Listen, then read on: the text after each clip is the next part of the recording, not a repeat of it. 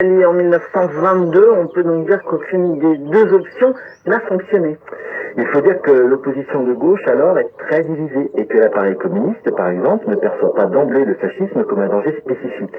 Même après la marche sur Rome, qui permet à Mussolini donc de prendre le pouvoir, les querelles se poursuivent alors que la partie n'est pas encore perdue.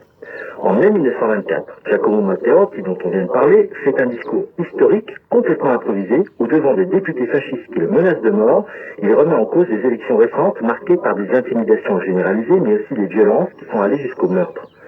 Quand il quitte la Chambre, il est conscient qu'il a signé son arrêt de mort. 10 jours plus tard, il est en effet enlevé et assassiné, et en janvier 1925, Mussolini assume la responsabilité morale de ce meurtre, le fascisme devient totalitaire. Et est-ce qu'on peut dire que c'est la fin de l'antifascisme en Italie? Alors, dans le pays, en effet, les antifascistes sont emprisonnés ou envoyés en résidence surveillée, beaucoup s'exilent, notamment en France. Avec l'arrivée au pouvoir d'Hitler en 1933, c'est avec la guerre d'Espagne, aussi en 1936, l'antifascisme va s'internationaliser.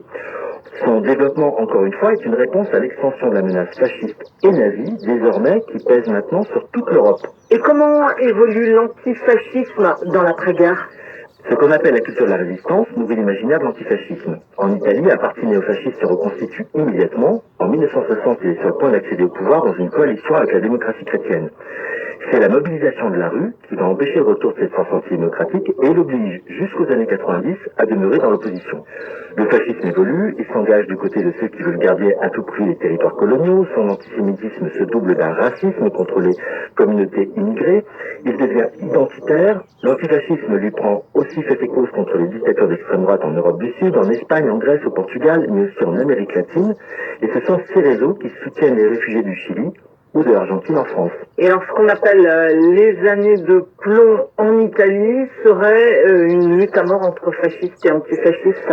Alors non, on ne peut pas réduire la violence des années de plomb à cet antagonisme idéologique, mais il faut garder à l'esprit plusieurs choses. La violence première est fasciste, elle est responsable des 2/3 des morts de ces années-là. On en compte en tout 380 entre 1969 et la fin des années 1980, ce qui est beaucoup, mais beaucoup moins que les victimes des mafias, par exemple, dans la décennie suivante.